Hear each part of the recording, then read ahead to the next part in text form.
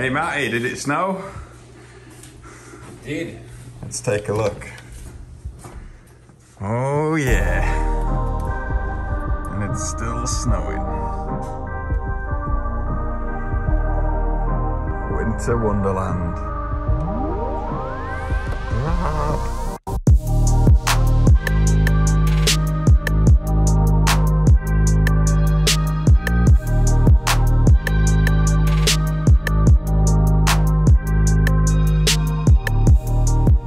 Okay guys, here we are. Time to go through the bike and tell you a little bit about this snow bike. This is a snow bike. It's a Husqvarna FX 450. First, I'm going to tell you a little bit about the bike itself and what modifications are made to the bike. Then I'm going to tell you specifically about the snow kit that's on the bike and what that allows us to do. So first of all, the bike in the snow, the bikes at the altitude that we ride at get a really hard time. So it's important to have a really powerful, the most powerful engine you can get basically, and also keep the bike as light as possible. So the bike that we chose is this one. It's an FX 450. Those of you from Europe will know a very similar model, the FC 450, the motocross bike. This is the cross-country version. The engine has had a little bit of work to make it a bit stronger for the snow. Lots of people do this. You don't have to do it, but if you want that extra performance, you can do. This one's got a 490 kit on it. It's got higher compression and it runs only on avgas. So real high octane fuel for the altitude and the high compression to really get the most out of the bike.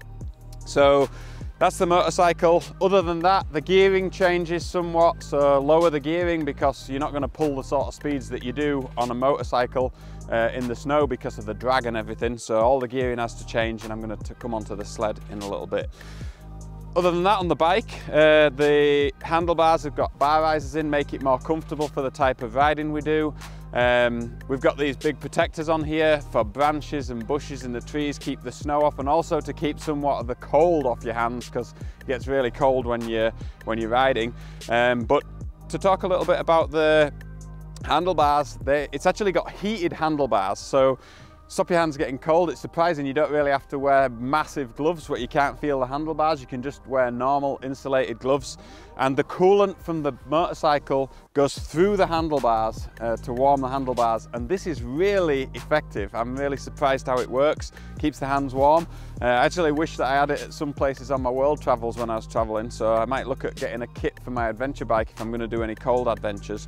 The usual hand guards. We've got a Trail Tech computer on the top here, which is used to keep track of where the other riders are in a group, because there's quite a lot of dangerous situations where you could get stuck in a hole, you could fall in a crevasse, and it's very important to be able to track the other riders. So this is to track where the other riders are when we're out on the pistes and in the woods and things, in the forest. There's a lot more safety equipment required. I'm going to go through that in a separate video after. So going back to the bike, the suspension, the rear suspension is completely changed because of the track and the sled on the back, the system on the back. The front suspension really just has stiffer fork springs for the conditions that we ride in. Other than that, pretty much left the same. We've got some storage on the front of the bike here, and we've got some storage on the back, which I'll talk about after. Another thing on the bike, we've got the Akrapovic exhaust system on it, and on the engine, it's very important that the cold is kept away from the engine, because the engines run so cold. We can get down to like -20. It's really cold up here, and the engine runs really cold, and we want to keep the engine as warm as possible. So to stop snow getting packed around the engine, we have this snow cover on the engine which keeps the cold air and the snow out of the engine and allows the engine to run at an optimal temperature. We have a thermometer on the dashboard, on the handlebars. You can keep control of how the engine temperature is running. You really want it up at like 180, the engine temperature. It does drop way below that. Yesterday I saw temperatures of 140 on here, and the engine really doesn't like running at those colder temperatures. You want to get them up, you want it to be at an optimal temperature to run well. It's got fans for if it gets really hot. In some of the difficult situations, the engine can get hot. And other than that, the foot pegs, very different. The foot pegs on the bike, big, large, open foot pegs to really clear the snow out. They don't get packed up with snow, and also very grippy so your feet don't slip off because of all the snow. So that's the motorcycle. Now let's talk a little bit about the kit. So starting at the front, what you've got here is a ski. Basically, you don't see it because of the snow. There's a ski. It's about probably, I don't know, 80 centimeters, meter long. Ski on the front. It's all bolted to the chassis, but it's allowed to pivot. So as you see, like terrain as it comes, the terrain, it just pivots backwards and forwards. But it's completely different to riding a motorcycle. You don't steer with the bars, you steer with the body weight because you've got this flat track on the back. It's trying to push you forwards all the time. So we've got a ski on the front. I mentioned that we upgrade the fork springs, and that's it on the front end. So going to the back, this is where all the magic happens, because this is what allows us to get traction in the snow. This is a timber sled kit. And what we've got on here, we've got a 129-inch track, so you can get different lengths. Obviously, the longer the track, the more contact patch you have, the more traction you have, the more steeper hills you can climb and everything. But that does affect the agility and stuff like that. So you've got to go for the kit that suits you. This is a very popular kit, the 129. And the track that's on it, you can see this huge rubber track like a caterpillar. I've got 3-inch, I don't know what you call these, hooks I suppose, or lugs on the track. You can get all different lengths too, 2.5, 3s. This one obviously works exceptionally well in the really soft powder snow, but some people prefer different ones. It's like tyres on a motorcycle, you go for the one that you want to use. It attaches up there to where the original swing arm goes, but the original suspension on the bike is removed, and there is an air shock fitted in there which you can adjust the pressure of depending on the terrain you're riding and your riding style. Are you doing jumps or are you just cruising and traveling? Very similar to what we have on motorcycles. You adjust it to what you need, the shock. So inside the track there is a chain drive, just like there is on the original motorcycle, but from the front sprocket, it drives the track system. So there's a short chain that's adjustable in there, so you can adjust the tension of it. And the only brake on the bike is on the handlebars where the front brake normally goes, and that brakes the track on the back. So that takes a little bit of dialing in when you're riding to start with. But I have to say, typically you don't use the brake that much because as soon as you chop the throttle, there's so much drag. These things slow down extremely fast. So it really is just there in case of an emergency that you need to stop super fast. On the track itself, there's got some units in there to keep the track tensioned, and also some additional suspension units for the track. On the back of the track, lots of people, you do use a lot of fuel because you're full gas like most of the time, especially in the deep soft snow. So we carry an additional fuel can on the back, which carries avgas, as I mentioned earlier, and there's a tool holder here with a toolkit. Very important this, because obviously you're up in the mountains in freezing temperatures. You want to make sure that you've got tools to fix the bike if there's a problem. We have spare chain links in case there's a chain problem, and a full toolkit to adjust the chain, adjust the track, do everything that we need to do on the bikes while we're out there, because if you stop, you don't want to be stopped for too long when you're up in the mountains. It gets cold really fast. So that's it. That's my FX 450 Husqvarna snow bike that I'm using on this trip. And without any more talk, I'm going to go riding.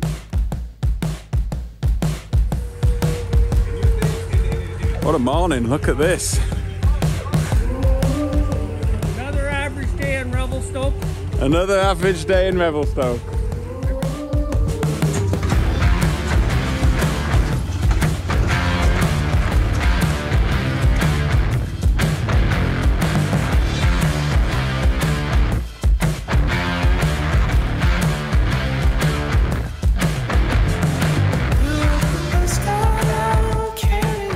Those are some goggles. Woo. What's this, John? This is the beacon, yeah? Emergency beacon. Avalanche beacon. Yeah. So you wear it this way. You can extend it to where it's comfortable. You want it out of the way of a crash incident with the bars. So you go around your waist like this.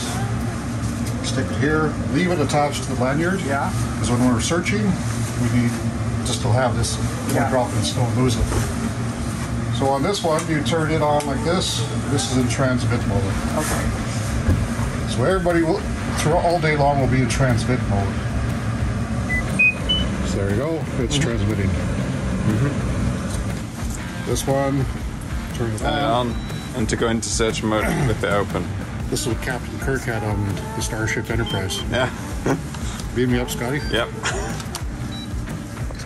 Your radio will go out of sight, out of mind in your back. Yep, in the backpack radio, so we can communicate between riders, and we can talk using this on the front. So much safety equipment. I'm glad that these guys are experienced and know more about it than I do, because I'm learning a lot this morning. We're just kind of winging it though. Yeah, but it's good. It's good to see what you need to do and try and do the right thing to be safe as we can out there. Go. And then pull it tight. These are a little bit more advanced. They got battery power here as well.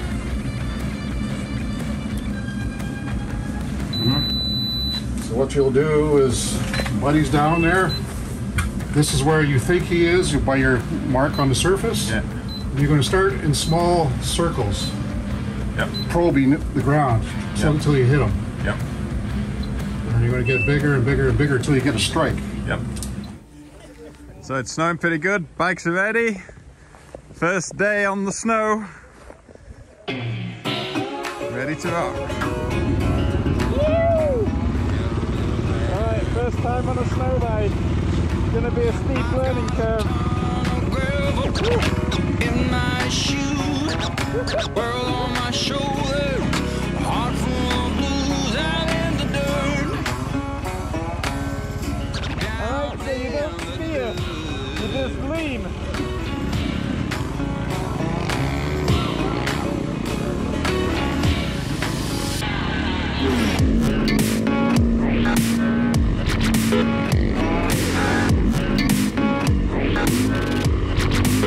I've been a real bad boy on the town all night.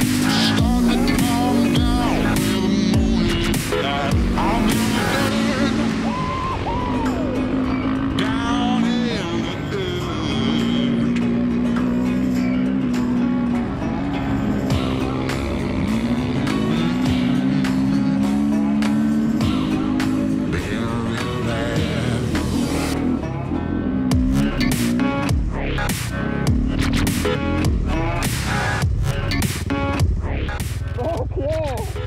I've been a real bad boy on the town all night. Started to calm down with the morning light. I'm in the dirt, down in the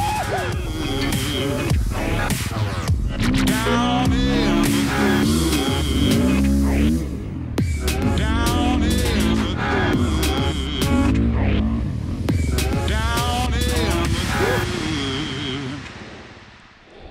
Wow, it's so different to moto, but yet so much fun. So much snow up here. It's just insane. I'm loving it. You just gotta throw it in, turn it and chuck your body weight. So much fun. It's hard to learn. You gotta learn to read the terrain a little bit and kind of feel for what the snow's gonna do, but as you build confidence, oh, I've only been at it half an hour and I'm already picking it up. You!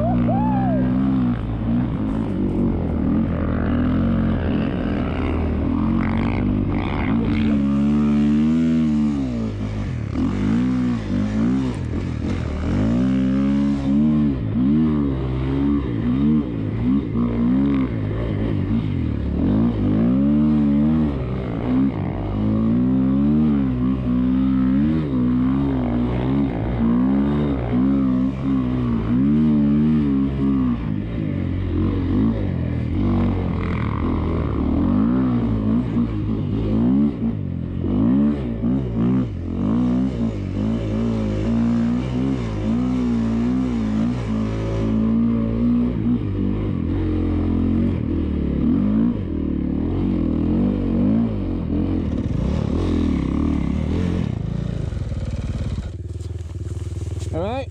Oh, good. Well, the bike got through it. Well, I had to let her go because I know I wouldn't have made her. The bike got through it. So I let her go and it saves a lot of energy. If I had the power you had, I would have made her. I tried. All right. Got to figure out how to get it unstuck. I'm guessing. Woo. I don't know. I'm gonna figure it out though. And I pull the front down, get horizontal. Not easy. Oh yeah. Pull it. Woo.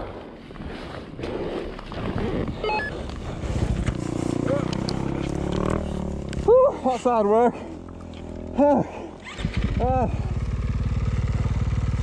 Come on, baby.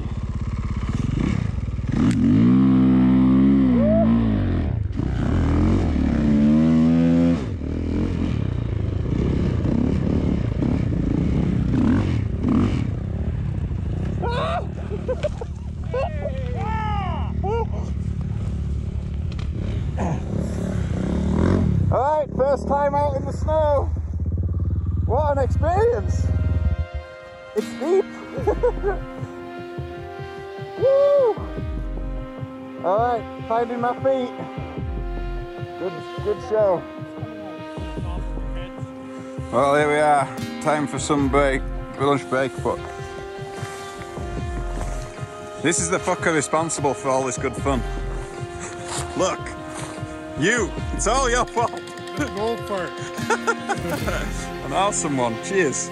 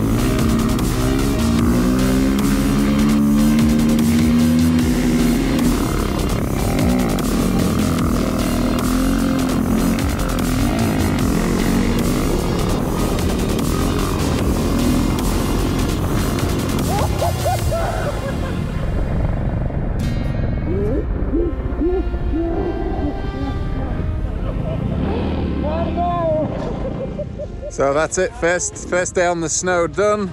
I'm no longer a virgin, a snow virgin on a bike. Steep learning curve, but I've learned a lot today and started taking new lines at the end of the day, which is really awesome, just picking your own way through the trees. It's incredible what these bikes will climb. It's incredible what deep snow you can go through. You can just bury the bike. I mean, you just have your head popping out. Sometimes you can't even feel your head out of the snow. You're just bouncing into the snow and it just keeps going. So really awesome. I mean, we're riding trails with like the treetops. You can just see the treetops. I mean, these are huge trees. So you got meters and meters of snow beneath you. Incredible. So that's day one in the books. Just a little bit of on board, lots of snow today. So we're looking for some blue skies in the coming days and I can really show you the scenery as well as the riding. Cheers.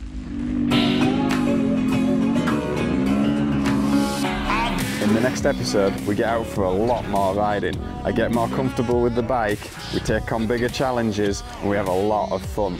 I also talk about the safety equipment that we carry with us on the snow bike and why it's so important.